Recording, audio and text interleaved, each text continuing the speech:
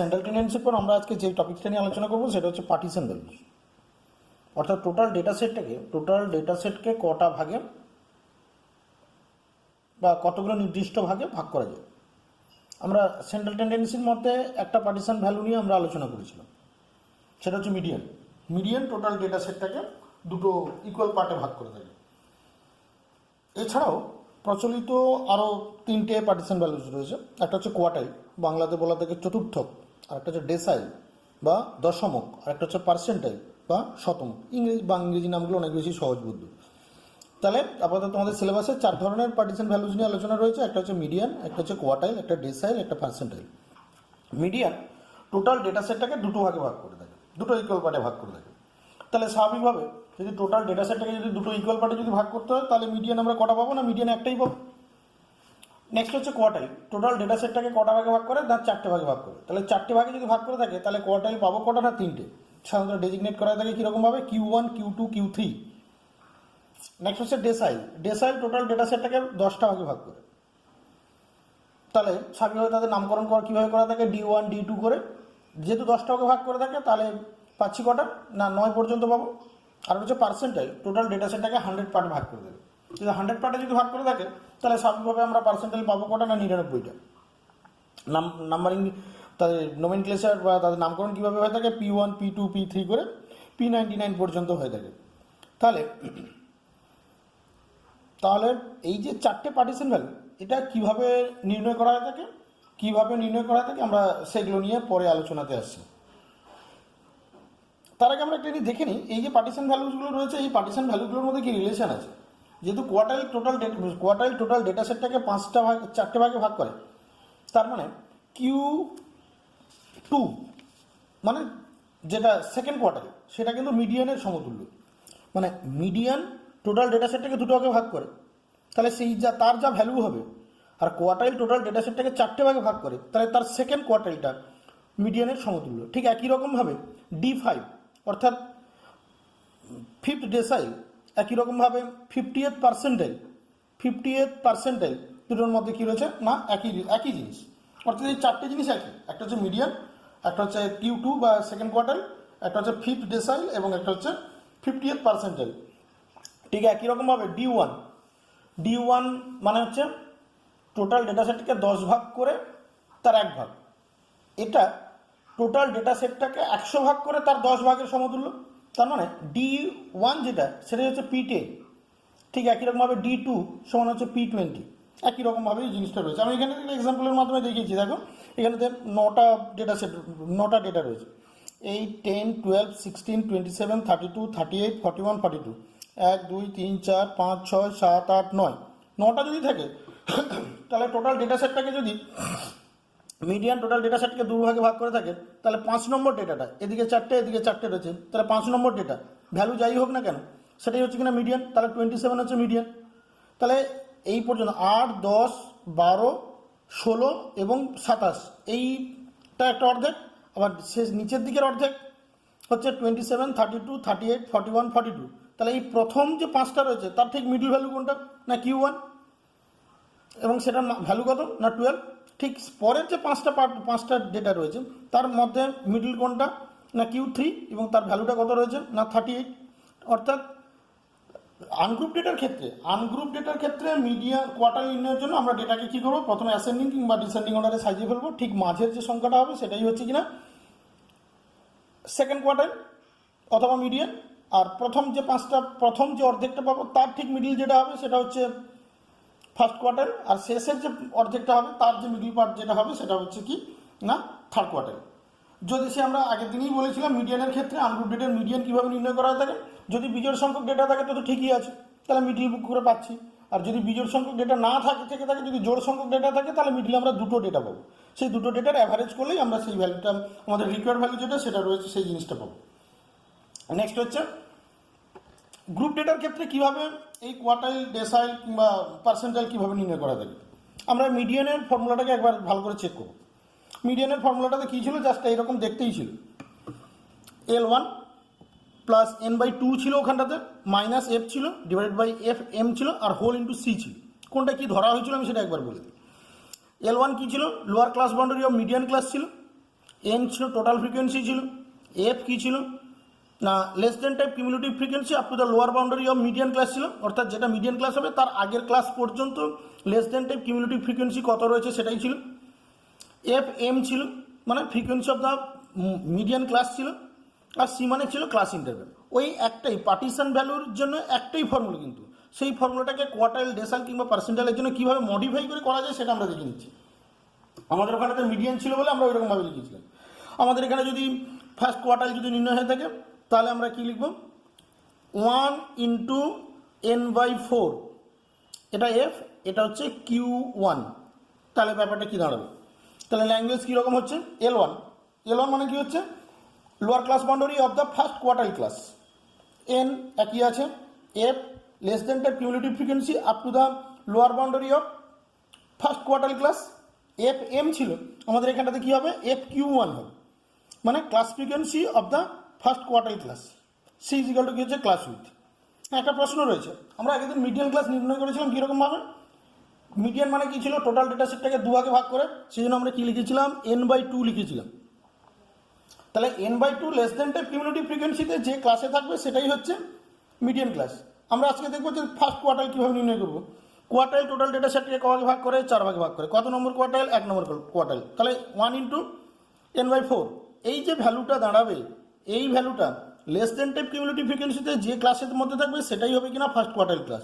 ঠিক একই রকমভাবে থার্ড কোয়ার্টাইলের ক্ষেত্রে কী করবো না 3 ইন্টু n/4, টোটাল ডেটা সেটটাকে কোয়ার্টাইল যদি হয়ে থাকে টোটাল ডেটা সেটটাকে 4 ভাগে ভাগ করে থাকে তাহলে n/4, এবং তার মধ্যে কত নম্বর কোয়ার্টাইল না 3 নম্বর কোয়ার্টাইল। যদি আমরা ডেসাইল যদি নির্ণয় করতে ধরো 7th ডেসাইল নির্ণয় করতে চাই, ডেসাইল টোটাল ডেটা সেটটাকে ক ভাগে ভাগ করে 10 ভাগে ভাগ করে, তাহলে n/10, তার মধ্যে কত নম্বর 7, তাহলে 7 ইন্টু n/10। যদি আমাদের মনে করতে থাকে 50 পার্সেন্টাইল নির্ণয় করবো, তাহলে পার্সেন্টাইল টোটাল ডেটা সেটকে ক ভাগে ভাগ করে থাকে 100 ভাগে, তাহলে n/100 ইন্টু 55, তাহলে মানে 55 ইন্টু n/100। এই যে ভ্যালুটা হবে বা এই যে ভ্যালুগুলো দাঁড়াচ্ছে এই ভ্যালুগুলো লেস দেন টাইপ কিউমুলেটিভ ফ্রিকোয়েন্সিতে যে ক্লাসের মধ্যে থাকবে সেই ক্লাসটাই হবে কিনা ওই আমাদের এই ক্ষেত্রে ফার্স্ট কোয়ার্টাইল ক্লাস অথবা থার্ড কোয়ার্টাইল ক্লাস অথবা সেভেন্থ ডেসাইল ক্লাস অথবা 55th পার্সেন্টাইল ক্লাস।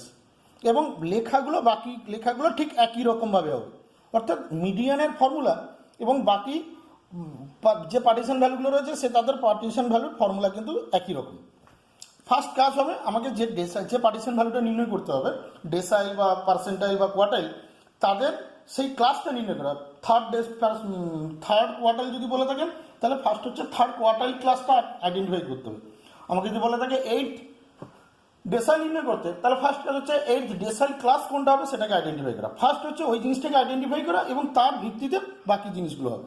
আমি যদি এইখানটাতে যেটা লিখেছি আমি যদি সেটা যদি ক্যালকুলেট করে দিই n/4, n কত ছিল 20, তাহলে n/4 মানে কত দাঁড়াচ্ছে 5, 1 ইন্টু মানে 5 প্রথম ক্লাস কত পর্যন্ত, প্রথম ক্লাসে less than type cumulative frequency কত পর্যন্ত না 3 পর্যন্ত, তাহলে তারপরে ক্লাসে গিয়ে শেষ হচ্ছে কত 8-এ, তাহলে এই যে ক্লাসটা রয়েছে এটাই হচ্ছে কিনা ফার্স্ট কোয়ার্টাইল ক্লাস।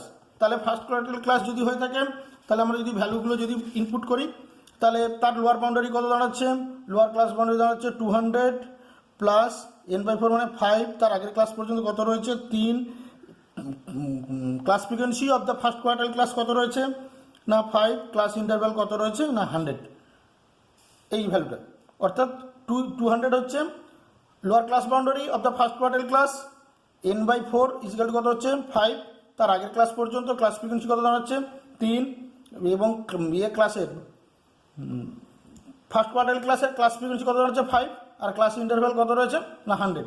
যদি ঠিক একই রকমভাবে আমাদের যদি 7th ডেসাইল যদি নির্ণয় করতে, 7th ডেসাইল মানে কত, এই যে 7 ইন্টু n মানে কত ছিল 20/100, 20/10, তাহলে 7-14, 14 কোথায় আছে এই ক্লাসটা 8 পর্যন্ত, তারপরে ক্লাসটা 16 গিয়ে শেষ হচ্ছে, তাহলে এটাই হচ্ছে 7th ডেসাইল ক্লাস। 7th ডেসাইল ক্লাসের লোয়ার ক্লাস বাউন্ডারি কত দাঁড়াচ্ছে 200, কত দাঁড়াচ্ছে 200 প্লাস এখানে কত দাঁড়াচ্ছে 14, তার আগের ক্লাস পর্যন্ত ক্লাস ফ্রিকোয়েন্সি কিউমুলেটিভ ফ্রিকোয়েন্সি কত দাঁড়াচ্ছে 8, ওই ক্লাসের ক্লাস ফ্রিকোয়েন্সি কত দাঁড়াচ্ছে 8 ইন্টু 100। এই হিসাব করলে যেটা পাওয়া যাবে সেটাই হচ্ছে কিনা 7th ডেসাইল। অর্থাৎ মিডিয়ানের ফর্মুলা যা, বাকি যে 3টে পার্টিশন ভ্যালু রয়েছে কোয়ার্টাইল, ডেসাইল কিংবা পার্সেন্টাইল প্রত্যেকের ক্ষেত্রে একই রকম, সেই অনুযায়ী ক্লাসটাকে নির্বাচন করে বাকি ক্যালকুলেশনটা করতে হবে। নেক্সট যে বিষয়টা রয়েছে সেটা হচ্ছে ডিসপারশন। আমরা এর আগে সেন্ট্রাল টেন্ডেন্সি বুঝেছিলাম। সেন্ট্রাল টেন্ডেন্সি বুঝেছিলাম। সেন্ট্রাল টেন্ডেন্সি মানে টোটাল ডেটা সেটটা মধ্যে এমন একটা ভ্যালু রয়েছে যে ভ্যালুটার সাপেক্ষে বাকি ভ্যালুগুলো কনসেন্ট্রেট করার প্রবণতা লক্ষ্য করা যায়। কিন্তু একটা জিনিস খেয়াল করে দেখো, সব ডেটাটা সব ভ্যালুই তো আর সেন্ট্রাল টেন্ডেন্সি হতে পারে না। অর্থাৎ একটা ডেটা সেটের একটা ম্যাক্সিমাম ভ্যালু রয়েছে, একটা মিনিমাম ভ্যালু রয়েছে, এর মধ্যে ডেটাগুলো ছড়িয়ে ছিটিয়ে আছে, তার মধ্যে একটা সেন্ট্রাল ভ্যালু আছে। তাহলে ডিসপারশন মানে কি, ওই সেন্ট্রাল টেন্ডেন্সি থেকে, সেন্ট্রাল ভ্যালু থেকে ইন্ডিভিজুয়াল ভ্যালুগুলো কতটা দূরে আছে সেটাকেই কি বলা থাকে না ডিসপারশন, অর্থাৎ ডেভিয়েশন, বাংলাতে কি বলা থাকে বিচ্যুতি।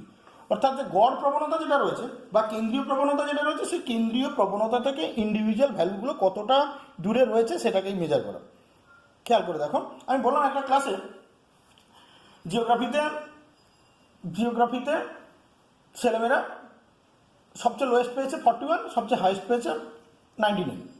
এদের মধ্যে গড় ভ্যালু কত দাঁড়িয়েছে, অ্যারিথমেটিক মিন বা গড় ভ্যালু কত দাঁড়িয়েছে না, ধরলাম যে 70 হচ্ছে গড় ভ্যালু। আমি বললাম যে গড় ভ্যালুর থেকে একজন 10 বেশি পেয়েছে, দুজন 10 বেশি পেয়েছে, বেশি না, গড় ভ্যালু থেকে দুজন ক্যান্ডিডেটের নাম্বারের ডিফারেন্স হচ্ছে 10। তাহলে তো আমার এই কথাটা কিন্তু ক্লিয়ার না, দুটো ভ্যালু হতে পারে। গড় ভ্যালু হচ্ছে 70, সেখান থেকে দুজন ক্যান্ডিডেটের বিচ্যুতি হচ্ছে 10। একজন 80 যদি পায় তাহলে তার ক্ষেত্রেও বিচ্যুতি 10, কেউ যদি 60 যদি পায় তারও বিচ্যুতি 10। খেয়াল করে দেখো, একটার ক্ষেত্রে বিচ্যুতি হচ্ছে পজিটিভ 10 আর একটার ক্ষেত্রে কত হচ্ছে না নেগেটিভ 10। সেই জন্যই ডিসপারশনের এতগুলো ভাগ রয়েছে। অর্থাৎ আমাদের ডিসপারশনের একটা সংখ্যমান থাকে আর ডিসপারশনের একটা ওরিয়েন্টেশন থাকে, দিক থাকে, সেটা পজিটিভ দিকে না সেটা নেগেটিভ দিকে। তাহলে ডিসপারশন দু ধরনের হয়ে থাকে, একটাকে বলা থাকে অ্যাবসলিউট ডিসপারশন, একটা হচ্ছে রিলেটিভ ডিসপারশন। অ্যাবসলিউট ডিসপারশন সাধারণত 4 ধরনের হয়ে থাকে, একটা হচ্ছে রেঞ্জ, একটা হচ্ছে কোয়ার্টাইল ডেভিয়েশন, একটা হচ্ছে মিন ডেভিয়েশন, একটা হচ্ছে স্ট্যান্ডার্ড ডেভিয়েশন। আর একটা হচ্ছে রিলেটিভ ডিসপারশন যেটা রয়েছে, সেই রিলেটিভ ডিসপারশন সাধারণত 3 ধরনের হয়ে থাকে, একটা হচ্ছে কোফিসিয়েন্ট অফ ভেরিয়েশন হয়ে থাকে, একটা কোফিসিয়েন্ট অফ কোয়ার্টাইল ডেভিয়েশন হয়ে থাকে, আর একটা কোফিসিয়েন্ট অফ মিন ডেভিয়েশন হয়ে থাকে। হ্যাঁ, একটা জিনিস যেটা প্রসঙ্গত উল্লেখ্য সেটা হচ্ছে আমরা সমস্ত ডিসপারশন সাধারণত মিন থেকে, এরিথমেটিক মিন থেকে ক্যালকুলেশন করে থাকি। সেই জন্যই এদের ক্ষেত্রে কোনো এক্সট্রা কথা লেখার দরকার হয় না। অর্থাৎ আমরা যে বলছি যে মিন ডেভিয়েশন, অ্যাকচুয়ালি বিষয়টা হচ্ছে mean deviation from mean. Standard deviation এই যে আমরা লিখলাম, স্ট্যান্ডার্ড ডেভিয়েশন মানে কি যে স্ট্যান্ডার্ড ডেভিয়েশন ফ্রম মিন, সেই জন্যই আর ওই মিন কথাটা লেখা হয় না, এটা ইমপ্লাই। যদি আমরা কোনো সময় মিডিয়াম থেকে অথবা যদি মোড থেকে যদি ক্যালকুলেশন করে থাকি, মোড থেকেও মিন ডেভিয়েশন নির্ণয় করা যেতে পারে, স্ট্যান্ডার্ড ডেভিয়েশনও মোড থেকে বা মিডিয়াম থেকে নির্ণয় করা যেতে পারে। যদি আমাদের সেগুলো আমরা যদি করে থাকি তাহলে আমাদের সেটা উল্লেখ করে দিতে হবে। যদি উল্লেখ না করে থাকি, that is employed, it is calculated from the arithmetic mean. আমাদের সিলেবাসে এই অ্যাবসলিউট ডিসপারশনের 4টে আছে। অ্যাবসলিউট ডিসপারশন মানে range, quartile deviation, mean deviation, standard deviation. আমরা আজকে এই প্রথম দুটো নিয়ে আলোচনা করব। রেঞ্জ মানে টোটাল ডেটা সেটটার ম্যাক্সিমাম ভ্যালু আর মিনিমাম ভ্যালুর মধ্যে যে ডিফারেন্স সেটাকে কি বলা থাকে না রেঞ্জ, তথ্যরাশির বিস্তার, maximum value minus minimum value. Quartile deviation নির্ণয় করা থাকে কীরকমভাবে, Q3 minus Q1 divided by 2। এই যে Q3 মাইনাস Q1 এটাকে বলা থাকে সেমি ইন্টার কোয়ার্টাইল রেঞ্জ। কি বলা থাকে? Semi inter quartile range. মানে একটা ডেটা সেটের যে দুটো প্রান্তবর্তী যে দুটো কোয়ার্টাইল রয়েছে, সেই দুটো কোয়ার্টাইলের মধ্যে যা ডিফারেন্স সেটাকে কি বলা থাকে সেমি ইন্টার কোয়ার্টাইল রেঞ্জ, আর তার হাফ অর্থাৎ Q3 মাইনাস Q1 বাই 2। অর্থাৎ আমাদের যদি কোয়ার্টাইল ডেভিয়েশন যদি নির্ণয় করতে হয় তাহলে আমাদের প্রথমে আমরা করতে হবে কি Q3 নির্ণয় করতে হবে, তারপরে Q1 নির্ণয় করতে হবে। ওই যে দুটো ভ্যালু পাওয়া যাবে সেই দুটো ভ্যালুকে 2 ভাগ করে, ভ্যালুর যে ডিফারেন্স সেই ডিফারেন্সটাকে 2 ভাগ করলেই আমরা কি পাবো না কোয়ার্টাইল ডেভিয়েশন পাবো। তাহলে আমরা আজকে কি দেখলাম? আমরা দেখলাম পার্টিশন ভ্যালুজ কত ধরনের হয়ে থাকে না মিডিয়ান, কোয়ার্টাইল, ডেসাইল এবং পার্সেন্টাইল, এবং ডিসপারশনের জাস্ট ইন্ট্রোডাকশন, এবং তার সঙ্গে আমরা কি দেখলাম রেঞ্জ এবং কোয়ার্টাইল ডেভিয়েশন। নেক্সট ক্লাসে আমরা মিন ডেভিয়েশন এবং স্ট্যান্ডার্ড ডেভিয়েশন নিয়ে আলোচনা করব।